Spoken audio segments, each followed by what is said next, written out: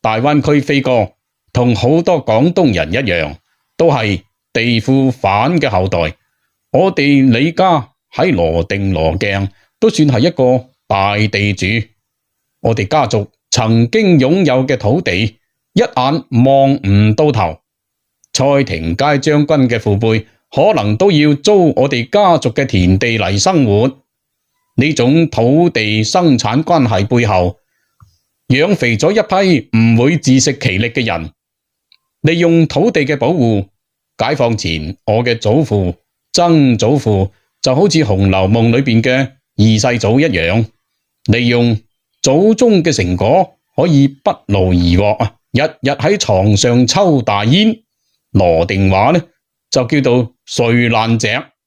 就係我嘅一個同宗祖輩嘅愛好啦。而我嘅太爺呢就叫做片煙綠啊，用羅定楞古話講出嚟會非常有趣，音韻幽默得嚟，曲折悠揚啊！有機會同大家返我鄉下開直播，訪問下我啲鄉里，你就知道羅定嘅方言文化係幾咁多姿多彩啦。呢度我哋先唔講傳統文化講下階級鬥爭先，或者講舊封建制度嘅不合理之處。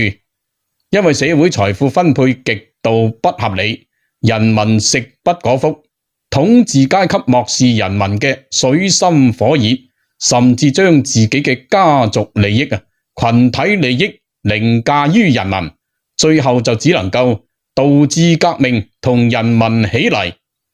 再疊加中國特有嘅外族矛盾，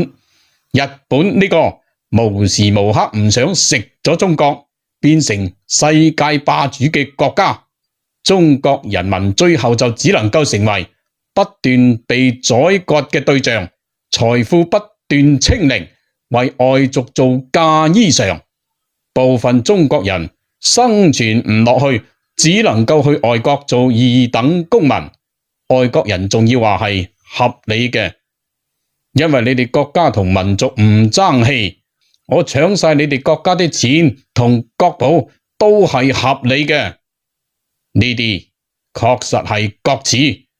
但係知恥而後勇。中華民族終於出咗一個共產黨同毛澤東，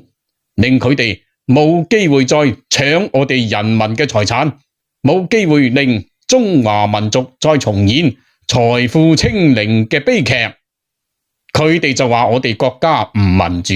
要推翻我哋嘅制度，過唔過分啊？